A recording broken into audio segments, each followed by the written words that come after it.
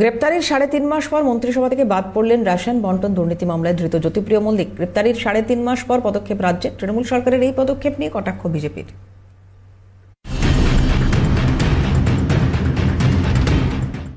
অবশেষে মন্ত্রিসভা থেকে বাদ পড়লেন রেশন বন্টন দুর্নীতি মামলায় ধৃত জ্যোতিপ্রিয় মল্লিক। রাজ্যের বনমন্ত্রী ছিলেন তিনি। এছাড়া পাবলিক এন্টারপ্রাইজ এবং শিল্প পুনর্গঠন বিভাগের দায়িত্বও ছিল তার কাঁধে। শুক্রবার রাজভবনের তরফে খবর নিশ্চিত করা হয়েছে। রাজভবনের তরফে জারি করা বিজ্ঞপ্তিতে বলা হয়েছে, জ্যোতিপ্রিয়র বদলে বীরবাহা হাঁসদা এবং পার্থ ভৌমিক ওই দুই দপ্তর সামলাবেন। মূলত রেশন বন্টন দুর্নীতি মামলায় ধৃত বাকিবুর রহমানের সূত্র ধরেই গত অক্টোবর মাসের ২৭ তারিখ তাকে গ্রেপ্তার করে ইডি। এর আগে জ্যোতিপ্রিয়র সল্টলেকের দুটি ফ্ল্যাট এবং আমহার স্ট্রিটের পৈতৃক ভিটেতে ম্যারাথন তল্লাশি চালান ইডি আধিকারিকরা। এদিকে গ্রেপ্তারির ৩.৫ মাস পর মন্ত্রিসভা থেকে জ্যোতিপ্রিয় মল্লিককে সরানো নিয়ে কটাক্ষ করেছেন বিজেপি মুখপাত্র সমীর ভট্টাচার্য। বলেন, জ্যোতিপ্রিয় মল্লিককে মন্ত্রিসভা থেকে সরানোর বিষয়ে আমরা আগেই দাবি করেছিলাম, তাকে সরানো হলো এবার। পরে বক্তৃতা শুনব, এটা বিজেপির চক্রান্ত।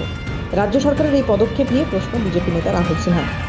৩.৫ মাস লাগলো তৃণমূলের বুঝতে যে এই যে খাদ্য চোর তাকে সরানো দরকার।